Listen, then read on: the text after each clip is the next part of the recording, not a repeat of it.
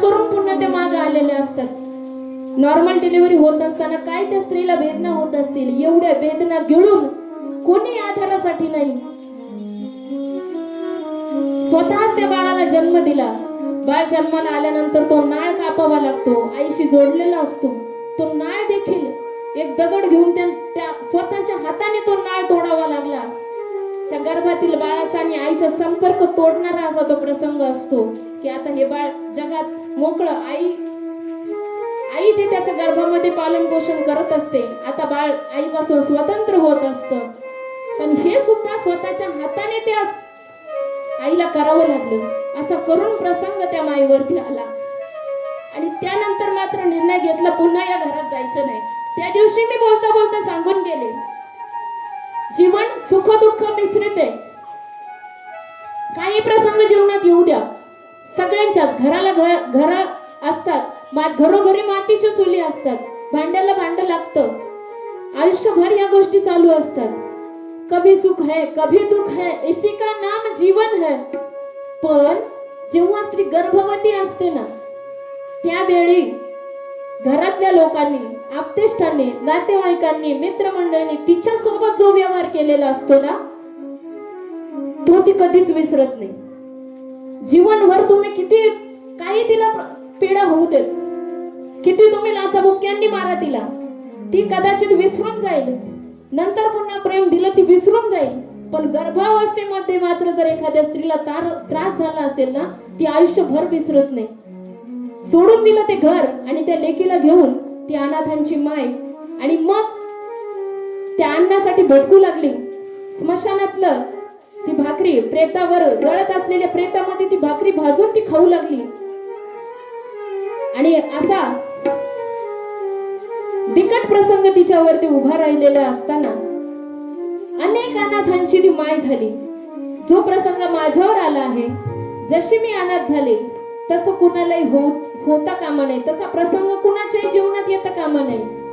पोटाला चिमटा घेऊन राहावं लागतंय, पोटातली भूक सहन करण्याची वेळ कुणाला येऊ नये, असं त्या माईला वाटलं. आणि प्रत्येक ठिकाणी जाऊन वाड्यांवस्त्यांवर हिंडून जे जे अनाथ लोक दिसतील, लहान असो मोठे असो, सगळ्यांची माय झाली हो, सगळ्यांची. म्हणून तिला पदवी मिळाली, अनाथांची माय होती ती, अशी ती आई होती. आणि त्यांचं एक महत्वपूर्ण वाक्य सांगते. त्यांनी एका मुलाखतीत असं सांगितलं की ह्या महाराष्ट्रात ना, व्यक्तीला जर मोठं व्हायचं असेल ना, तर जिवंतपणे होता येत नाही, मेल्यानंतर त्या व्यक्तीला मोठं केलं जातं. जीवनभर यातना सहन करायच्या, तेव्हा मेल्यानंतर हे लोक तुम्हाला मोठेपणा देतील. हे दुर्दैव आहे, हे माऊलींनी भोगलं. माऊली सारख्यांना या लोकांनी जगू नाही दिलं, आपल्या सारख्यांची काय कथा आहे.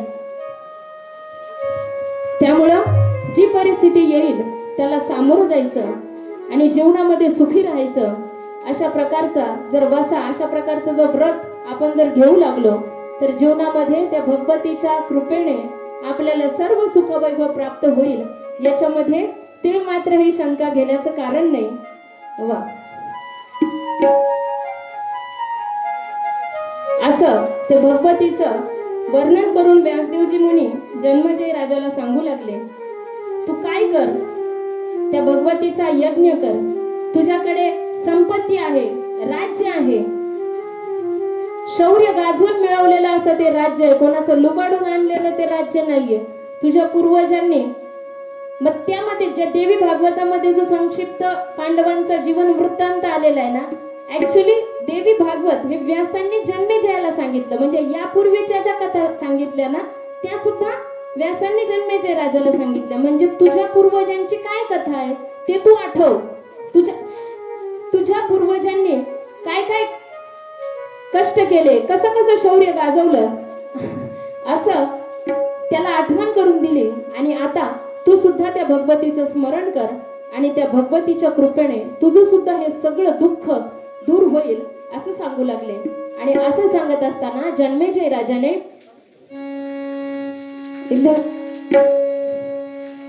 राजाने मग व्यासदेवजी मुनींना म्हणू लागले की त्या भगवतीचं आणखी महात्म्य मला वर्णन करून सांगा.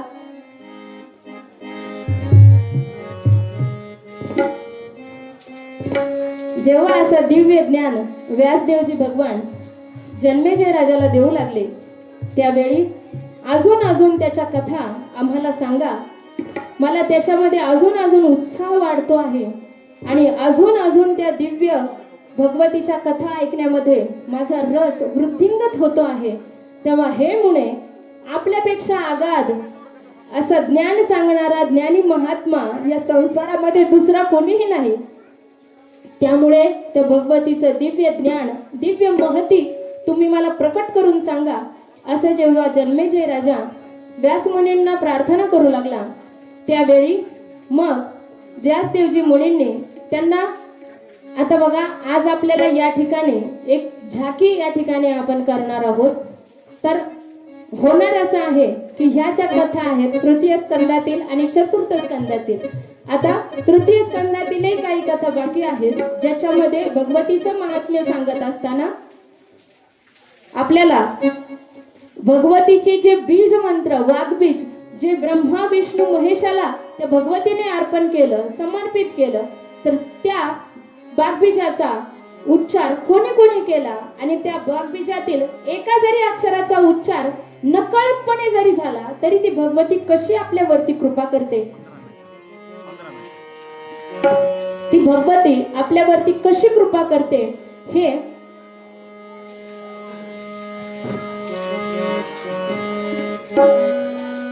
ते सांगू लागले. आणि मग त्याच्यामध्ये आपल्याला ऐम, ह्रीम आणि क्लीम हे तीन जे वाग्बीज आहेत हे भगवतीचे आहेत आणि ह्या भगवतीच्या या वाग्बीजांचा उच्चार कोणी कोणी केला आणि त्यांचा कसा कसा उद्धार झाला. नकळतपणे जरी त्या मंत्राचं स्मरण, उच्चारण जरी त्यांच्या माध्यमातून झालं. सुदर्शनाची कथा आपल्याला पाहायची, ज्याने क्लीमचा उच्चार केला होता. उद्धत्य नावाच्या मूर्ख ब्राह्मण पुत्राची कथा देखील आपल्याला पाहायची आहे. पण आज आपल्याला एक वेगळा विषय जो पंचम स्कंदामध्ये येतो, पण आपल्याला तो आज या ठिकाणी झाकीच्या माध्यमातून या ठिकाणी आपल्याला प्रदर्शित करायचा आहे. त्यामुळं त्या प्रसंगाची पूर्वपीठिका, पार्श्वभूमी आपण जाणून घेऊया आणि या ऐम, ह्रीम आणि क्लीम ह्या ज्या तिन्ही वाग्बीजांनी कुणाकुणाचा कसा कसा उद्धार झाला ह्या कथा आपण उद्याच्या कथा भागामध्ये पाहणार आहोत.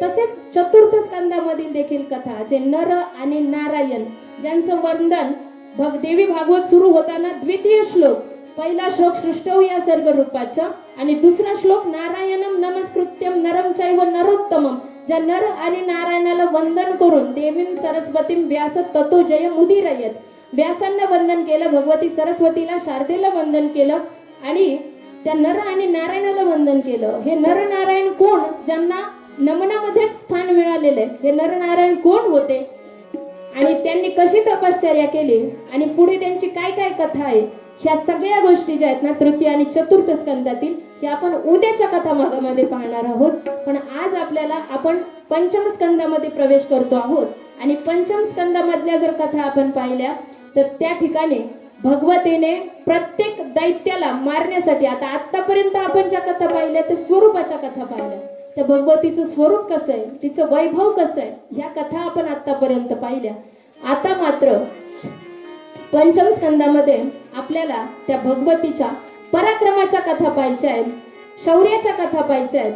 आणि त्या पाहत असताना मग जे दैत्य आहेत, महिषासूर नावाचा दैत्य आहे, त्या भगवतीचं महात्म्य सांगत असताना प्रथम कथा व्यास मुनींनी जन्मेजय राजाला सांगितली, ती आहे महिषासुराची कथा. व्यास मुनींनी सांगायला सुरुवात केली की महिषासूर नावाचा एक दैत्य होता, ज्याचं अर्ध शरीर म्हशीचं होतं, रेड्याचं होतं आणि म्हशीचं, आणि अर्ध शरीर हे मानवाचं होतं. अशा प्रकारचा तो महिषासूर हा पूर्वी फार मातला. धनुचे 2 पुत्र, नाही, महिषासूर हा खूप लोकांना त्रास देत होता, ऋषीमुनींना छळत होता, या सृष्टीमध्ये उत्पात त्याने माजवलेला होता. आणि अशा प्रकारचा महिषासूर याने ब्रह्मदेवाची आराधना करून जेव्हा त्याला ते शक्ती त्याला प्राप्त झाली, ते वरदानाचं एक सामर्थ्य जेव्हा त्याला प्राप्त झालं ना, तेव्हा या जगामध्ये हाहाकार त्याने माजवला. आणि हा हाहाकार माजवत असताना साधू संतांना यज्ञामध्ये जाऊन यज्ञ मोडत होते, स्त्रियांना छळत होते. अशा प्रकारचं संपूर्ण उत्पात ही सृष्टी, पूर्ण सृष्टी त्राहिमाम त्राहिमाम त्राहिमाम असं म्हणू लागली. आणि या दैत्यापासून आम्हाला सोडवा अशी प्रार्थना सर्व देवी देवतांकडून ती पृथ्वी माता करू लागली. या दैत्यापासून आम्हाला कोण सोडवे, या दैत्यापासून आमचं संरक्षण करा अशी प्रार्थना ब्रह्मदेवाला करू लागले. ब्रह्मदेव म्हणले माझ्यामध्ये हे सामर्थ्य नाही, चला आपण भगवान शंकराजींकडे जाऊया. भगवान शंकरांकडे गेले, शंकरजींची आराधना करू लागले. जटाट विगलज्जल प्रवाहस्थले गलेवलंब्य लंबिताम्बुजंग तुंगमालिकां तमट्टमट्टमट्टमन्निनादवट्टमर्वयं चकार चण्डताण्डवं तनोतु न शिव शिवं. जटाकटाः सम्भ्रम भ्रमण्डिलिम्पनिर्झरि विलोलवीचि वल्लरी विराजमानमूर्धनि दगद्दगद्दगज्ज्वलल्ललाटपट्टपावके किशोरचन्द्रशेखरे रति प्रतीक्षणं मम दराधरेन्द्रनन्दिनी विलासबन्धुबन्धुर स्फुरद्दिगन्तसन्तति प्रमोदमान मानसे कृपाकटाक्षधोरणी निरुद्ध दुर्धरापदे क्वचिद्दिगम्बरे मनो विनोदमेतु वस्तुनि जटाभुजङ्गपिङ्गलस्फुरत्कणामणि प्रभा कदम्ब कुङ्कुमाद्रव प्रलिप्तदिग्मधुरे मदान्धसिन्धुरस्फुरत्वदुत्तरीयमेदुरे मणो विनोदमाद्भुतं बिभर्तु भूतभर्तरि सहस्रलोचन प्रभृत्य शेषलेखशेखर प्रसूनिधूलिधोरणे विभूसरामृपे प्रभु भुजङ्गराजमालया निबद्धचातचूटकश्रियै चिराय जायतां चकोरबन्धुशेखर ललाटचत्वरज्ज्वलस्तनञ्जया स्फुलिङ्गभा निपीतपञ्चसायकं नमन्निलिम्पनायकं सुरामयूखलेखया विराजमानशेखरं महाकपालि सम्पदे शिरोजटालमस्तु नः करालबालपट्टिका धगद्धगद्धगज्वचं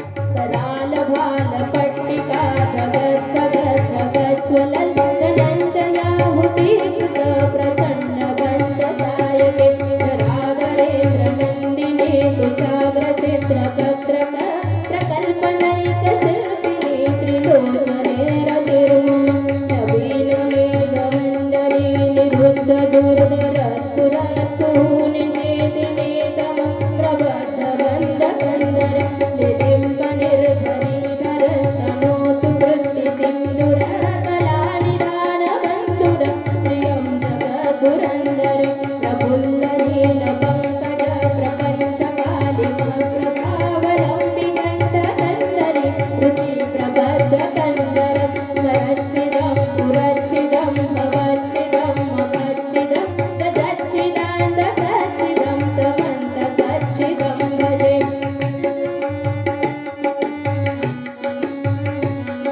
अखर्व सर्वमङ्गला कलाकदम्ब मञ्जरी रसप्रवाह माधुरी विजृम्भणा मधुव्रत स्वरान्तकं पुरान्तकं भवान्तकं महान्तकं गजान्तकान्तकान्तकं तमन्तकान्तकं भजे. जयत्वदभ्रविभ्रम भ्रमाद्भुजङ्गमश्वसाद्विनिरगमात्प्रभास्फुर करालबालहव्यव तिमिद्तिमिद्तिमिद्वलन् मृदङ्गतुङ्गमङ्गलं ध्वनिक्रमप्रवर्तित प्रचण्डताण्डवशिव विशद्विचित्रकल्पयो भुजङ्गमौलिकस्त्रजोत् गरिष्ठरत्नलोष्टयो सुरद्विपक्षपक्षयो तृणारविन्दचक्षुषो प्रजापति महेन्द्रयो समप्रवृत्तिककदा सदाशिवं भजाम्यहं तदानिलिम्पनिर्झरे निकुच्चकोटरे वसन् विमुक्तदुर्मते सदा शिरस्तमञ्जलिर्वहन् विलोललोललोचने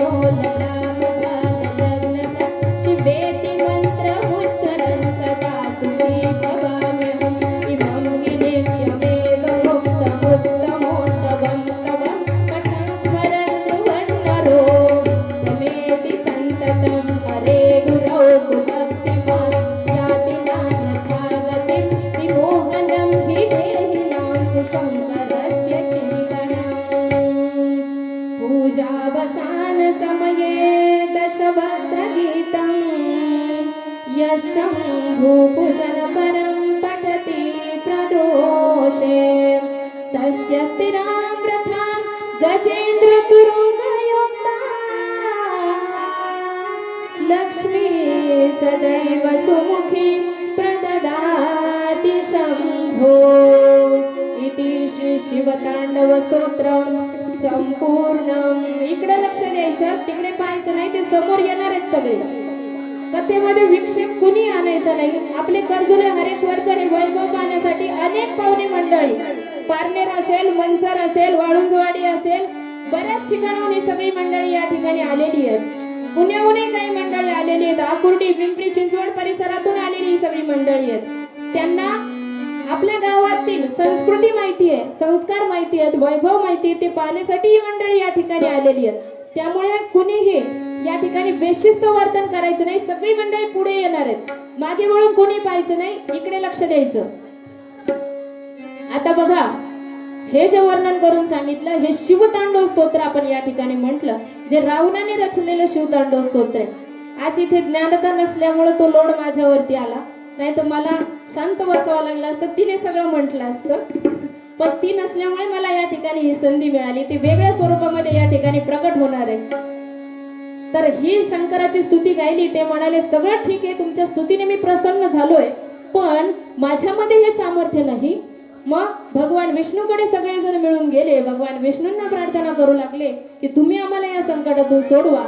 त्यावेळी सर्व देवादिक, इंद्र, देवगण सर्वजण भगवान विष्णूंना प्रार्थना करत होते, पण ते म्हणाले हे सामर्थ्य माझ्यामध्ये सुद्धा नाही. आणि मग त्या महिषासुराला संपवण्याचं सामर्थ्य कोणामध्ये असेल, अशी भगवती त्या ठिकाणी प्रकट झाली. आणि तेच झाकीच्या स्वरूपामध्ये आपल्याला या ठिकाणी पाहायचंय. जसे जसे ते प्रसंग पुढे जातील तर त्याच्यामध्ये काय घडतं आहे. आणि व्यासांनी जन्मेजय राजाला फक्त हे सांगितलं की महिषासूर निर्माण झाला, त्याने तपश्चर्या केली आणि फार मोठं संकट देवतांवर आलं आणि ते कसं निवारण झालं हे सांगितलं. पण जन्मेजय राजाने त्यांना अडवलं आणि म्हणू लागले थांबा, महिषासूर अर्धा म्हैस अर्धा मानवी शरीर असलेला हा असा निर्माण कसा झाला, ती कथा आम्हाला सांगा. श्रोते फार हुशार होते, नुसते ऐकत नव्हते. वक्ता काय मुद्दा देतोय याच्याकडे त्यांचं बारीक लक्ष होतं. आणि मग त्यांनी त्यांना अडवलं आणि हा महिषासूर कसा निर्माण झाला ही सर्व कथा व्यास मुनीने त्यांना पूर्ण सविस्तर पद्धतीने सांगितलेली आहे. पण ती ऐकण्यासाठी उद्या सुद्धा यावं लागणार आहे. ती कथा आपण उद्याच्या कथा भागामध्ये पाहणार आहोत. सध्या आपल्याच भागातील हे सर्व बालगोपाल यांनी सर्वांनी ही झाकी या ठिकाणी साकार करणार आहेत. तर प्रथम प्रसंग या ठिकाणी उपस्थित करीत आहोत. महिषासूर जो दैत्य आहे तो भगवान ब्रह्मदेवांचं तपश्चर्या करतो आहे.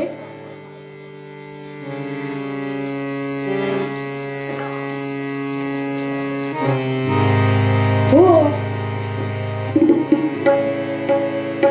एवढं लांब नका बसू ना, एवढं लांब बसलं कसं शक्य आहे. त्यांचं स्वागत करूया सगळेजण, वाजवा, त्यांना येण्यासाठी मार्ग द्या. इकडूनच येऊन इथे मागे थांबले असते ना.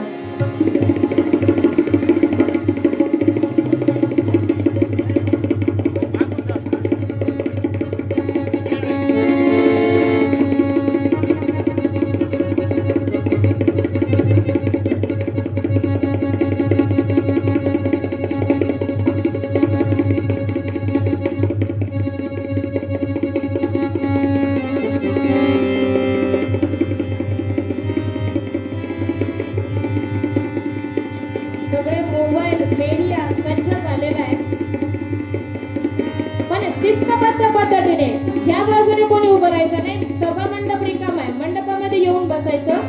बाहेरच्या बाजूला जी मंडळी उभी आहे याचा आनंद घेण्यासाठी सर्वांनी या रिकाम्या जागेमध्ये येऊन बसायचं. सर्वजण व्यवस्थित स्थानापन्न झाल्याशिवाय हा प्रसंग आपण पुढे नेणार नाही. बसून घ्यायचे सगळ्यांनी, बसून घ्या सगळ्यांनी. मागची मंडळी बसून घ्या, शक्य असेल तर. बघा, समोरच्या बाजूला येऊन बसला तर व्यवस्थित दिसेल.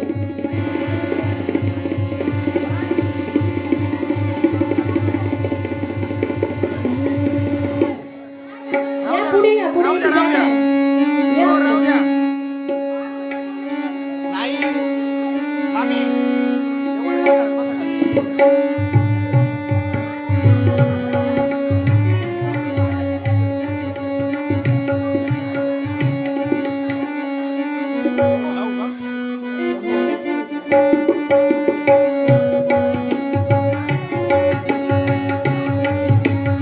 बघा इतर ठिकाणी जिथे कथा होतात ना, स्पेशल झाकी ती प्रस्तुत करणारी स्पेशल टीम असते.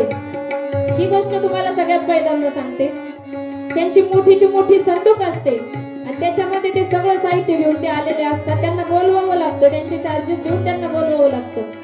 पण इथे मात्र हे सगळं स्वकल्पनेतून साकारलेलं, सगळ्यांच्या सहकार्याने, मदतीने आणि आपल्या घराच्या वस्तू उपलब्ध होतील त्याच माध्यमातून साकारलेली ही झाकी आहे. त्यामुळे सगळ्यांनी सुरू होण्यापूर्वी एकदा जोरदार टाळ्या वाजवायच्या. या सर्वांना प्रोत्साहन मिळण्यासाठी ते फार गरजेचं आहे. बघा, महिषासूर प्रथमतः ब्रह्मदेवाची आराधना करतो आहे, तपश्चर्येमध्ये मग्न. मध्ये ना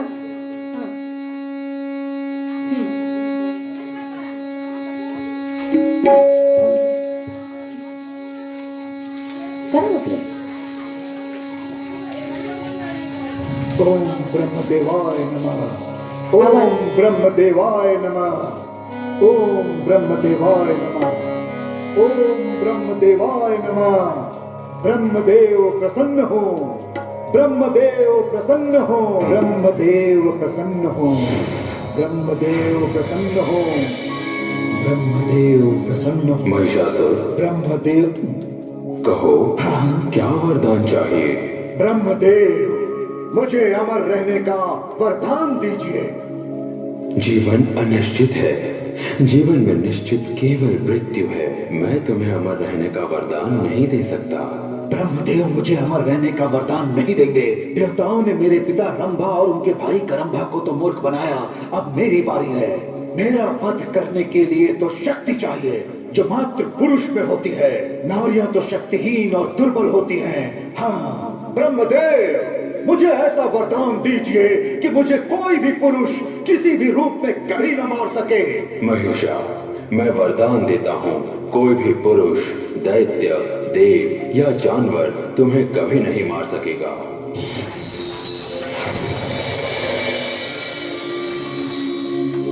ब्रह्मदेव, आप नहीं जानते, आपने अभी मुझे वो वरदान दिया है जिसकी मुझे हमेशा से चाह थी, अमर रहने की. अब मैं सदा जीवित रहूंगा, सदा सदा के लिए.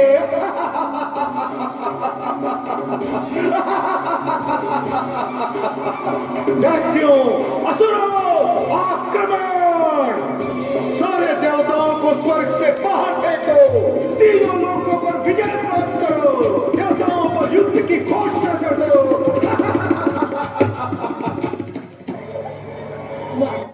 आणि हा जेव्हा प्रसंग घडला, त्या दैत्याला ब्रह्मदेवांनी वरदान दिलं, पुरुषाकडून तुझा मृत्यू होणार नाही, केवळ स्त्रीकडून, कारण स्त्री अबला असते असा विचार करून त्या दैत्याने ब्रह्मदेवाकडून केवळ स्त्रीच्या हाताने मला मरण यावं असं वरदान मागून घेतलं. आणि मग त्या वरदानाने सामर्थ्य प्राप्त करून सर्व सृष्टीमध्ये कोलाहल माजवण्यासाठी तो दैत्य येतो आहे. त्यावेळी सृष्टी कशी आनंदित आहे, सगळीकडे आनंदोत्सव साजरा केला जातोय. ऋषी मुनी यज्ञ करीत आहेत आणि तोच प्रसंग या ठिकाणी साकारत आहोत.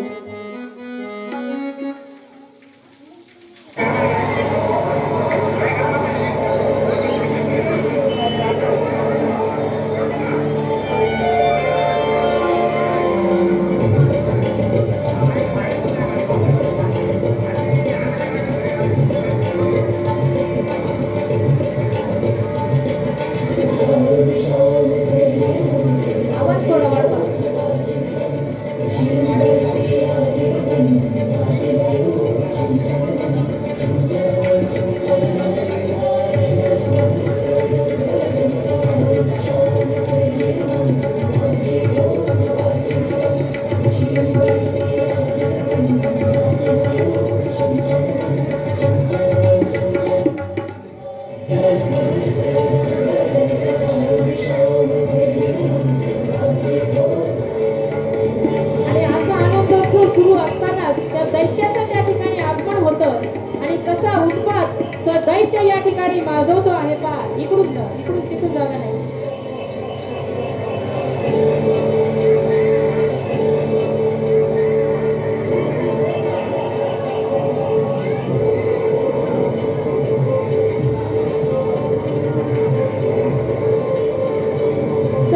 सृष्टीला नष्ट करण्याचा हे दैत्य प्रयत्न करत आहेत.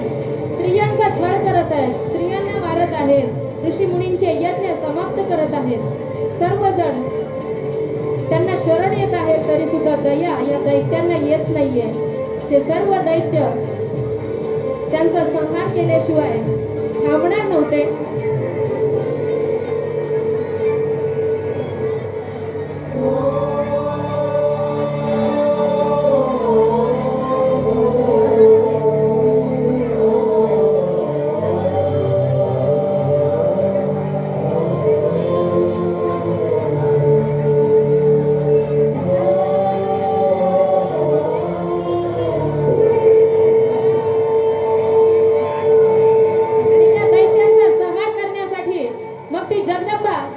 प्रकट झाली.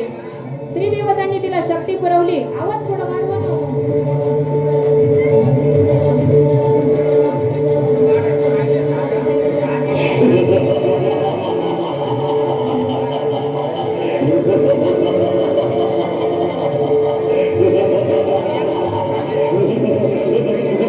त्या जगदंबेने अनेक रूप तिच्या शरीरातून अनेक दिव्य शक्ती निर्माण होऊ लागल्या.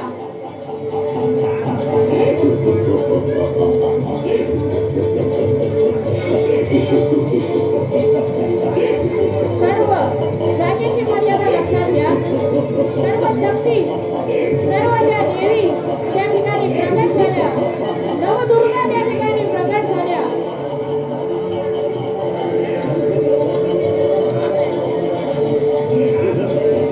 त्याला मध्ये घेऊन राऊंड फिरा, राऊंड त्याला मध्ये घ्या, राऊंड फिरा, राऊंड फिरा, राऊंड अगं राऊंड फिरा,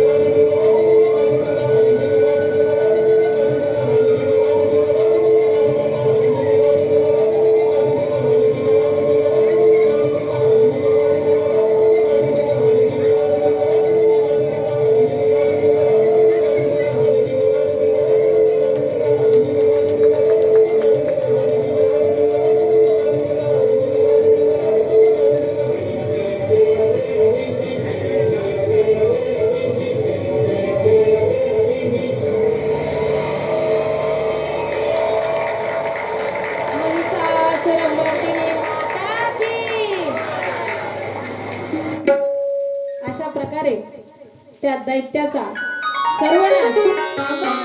हा ठीक आहे. मला थोडी जागा थोडी कमी पडल्यामुळं थोडा गोंधळ झाला. नाही तर इतके सुंदर सुंदर सगळ्या जणी नटून आल्यात ना. प्रत्येकीची दृष्ट काढावी. इतके सुंदर नटून आल्यात ना. खूपच सुंदर. मी तर म्हणेल एक उत्तम कलाकार. झाकीवाल्यांना सुद्धा त्यांचं सुद्धा स्किल कमी पाडेल एवढं सुंदर सगळ्या जणी नटून आल्यात. इतकं सुंदर हे वैभव. आणि या महिषासुराचा अंत केल्यानंतर मग ती भगवती तिने आपल्या शरीरातून नवदुर्गा त्या ठिकाणी निर्माण केल्या. प्रथमं शैलपुत्रीच, द्वितीयं ब्रह्मचारिणी, तृतीयं चंद्रघंटेति, कुष्मांडेति चतुर्थकं, पंचमं स्कंदमातेति, षष्ठं कात्यायनीति च, सप्तमं महागौरी चाष्टमम. अशा ह्या संपूर्ण नवमम सिद्धिदात्रीच्या अशा प्रकारच्या ह्या सगळ्या नऊ देवी ज्या आहेत ना, त्यांचं प्रत्येकीचं स्वरूप जे आहे ना ते कशा कशाचं प्रतीक आहेत. आणि काय काय देवीच्या भावनेतून काय काय प्रकारच्या भावना घेऊन देवीने त्यांना निर्माण केलं हे सर्व वर्णन हे आपण पाहणार आहोत. पण तत्पूर्वी ह्या ज्या सर्व भगवती या ठिकाणी उपस्थित झालेल्या आहेत त्या एक सुंदर. आता दैत्याला मारल्यानंतर त्यांनी देखील सुंदर प्रकारचं शांत झाल्यानंतर एक सुंदर नृत्य त्या ठिकाणी सादर केलं आणि त्याचा आपण देखील आनंद घेऊया. जोरदार टाळ्या या सर्व भगवतींसाठी वाजवायच्या.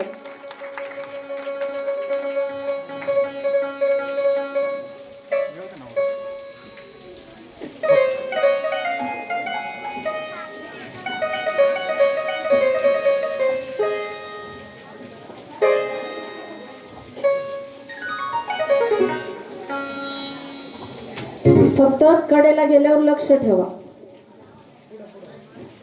हा, ते महत्वाचं.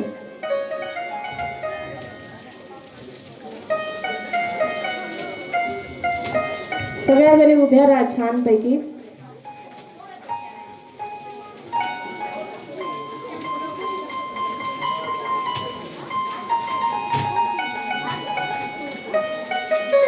छान पैकी अर्ध गोलाकार अशा उभ्या राहा ना ग. हा हा, आणि एकदा असे हात करून सर्वांना आशीर्वाद द्या बरं. बघा किती सुंदर दिसतात की नाही सगळ्या जणी. घ्या फोटो काढून. काय नाही, बाहेर घेऊन जा, बाहेर घेऊन जा.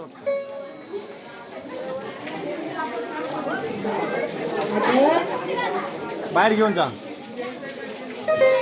आता ही पडेल, हिला घे खाली. ही पुढे पुढे चालली. हा सारखा.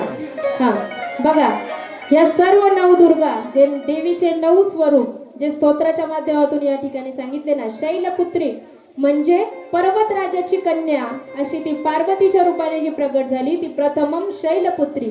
जी दुसरी आहे ती ब्रह्मचारिणी म्हणजे जी संयम आणि समृद्धी याचं जे प्रतीक आहे ती आहे ब्रह्मचारिणी.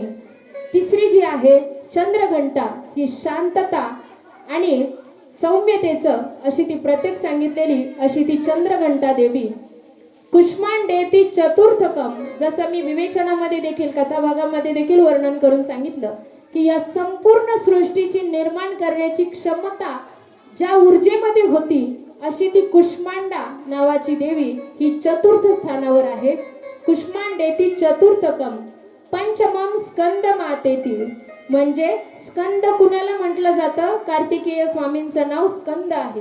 स्कंद मातेती म्हणजे स्कंदाची, कार्तिकेयाची आई म्हणून ही पंचम देवी जी आहे ही स्कंद माता आहे.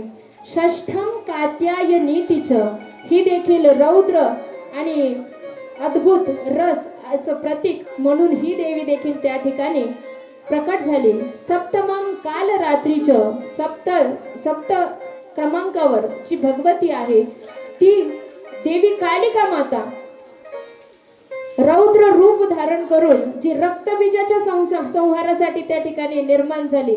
बघा, हे महिषासूर, आपण ज्यावेळी कथा ऐकतो ना आपल्याला असं वाटतं की देवी निर्माण झाली, दैत्य निर्माण झाला, पण महिषासूर कोण? रक्तबीज कोण? देवीने काय स्वरूपामध्ये महिषासुराचा अंत केला, काय स्वरूपामध्ये रक्तबीजाचा अंत केला, कशा प्रकारे केल्या, या वेगवेगळ्या कथा आहेत. आपण इतके बारकाईने त्याकडे लक्ष देत नाही, पण आज आपण महिषासुराचा अंत केलेला आहे. रक्तबीज म्हणजे महिषासुराचे पिता जे होते ना रंभा राक्षस, त्याचा पुनर्जन्म झालेला असा तो रक्तबीज आहे. त्याचा वध कालिका मातेने केला. कालिका स्वरूप धारण करून त्या रक्तबीजाचा संहार झाला. कदाचित उद्याच्या कथा भागामध्ये आपण तो प्रसंग देखील या ठिकाणी उपस्थित करण्याचा प्रयत्न करणार आहोत. अशी सप्तमम काल रात्रीचं आणि मग अष्टमम महागौरी.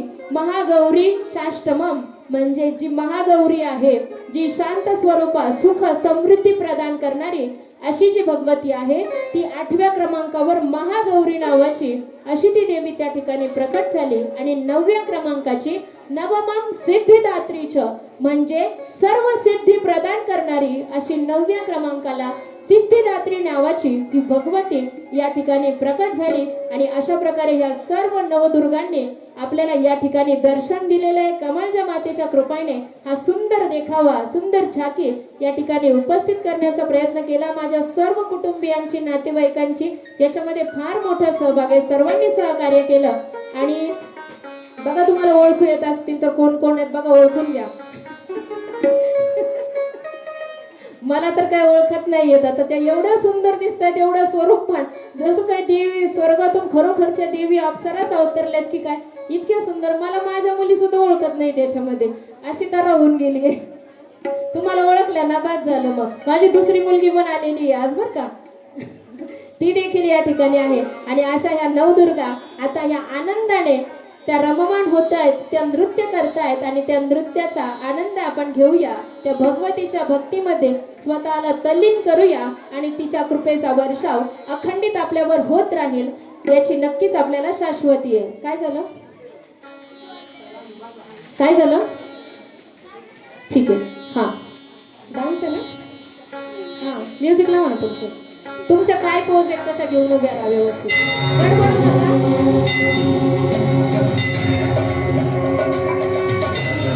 शैलपुत्री द्वितीयं ब्रह्मचारिणी तृतीयं चन्द्रघण्टेति पुष्माण्डेति चतुर्थकं पञ्चमं स्कन्दमातेति षष्ठं कात्यायनी तथा सप्तमं कालरात्रीति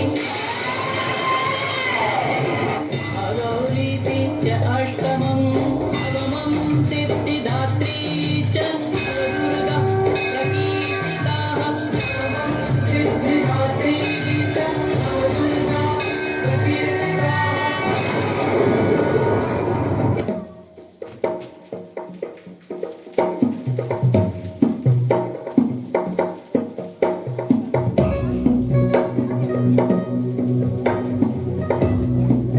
दर्शन द्या.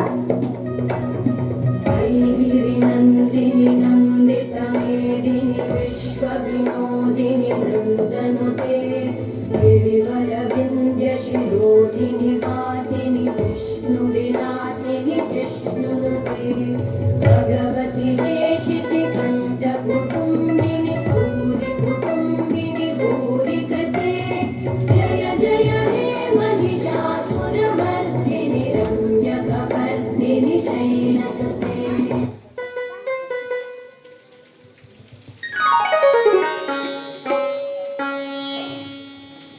नवदुर्गा माता की जय, कमळच्या माता की जय. आता तुमचं मन भरलं असेल तर यांना आपण इथेच उभं करूया आरतीच्या वेळी. हा बसा खाली आरतीसाठी नाही, राहू दे ना उभ्या. 10 मिनिटामध्ये आरती या ठिकाणी होणार आहे. तर जी कथा मी उद्या सांगणार आहे असं म्हटलं होतं बघा, पण अजून 10 मिनिटाचा वेळ आपल्याकडे आहे. का देवीच खेळवायची, काय तुमचं म्हणणं आहे? पुढची कथा ऐकायची का देवीचा गजर करूया, जल्लोष करूया? नवदुर्गा इथे प्रकट झाल्या, जोगवा झाला पाहिजे ना. हा, उठा बरं, चला चला चला चला. या जगदंबेचा उदो उदो तर या ठिकाणी झाला पाहिजे, तरी जगदंबा प्रसन्न होईल. सगळ्यांनी उठायचंय. जगदंबेचे भक्त सर्व भक्ती भावनेने या ठिकाणी उपस्थित आहेत. बघा, कथेचा आनंद घेत असताना हे तर महात्म्य आहे की कथेमध्ये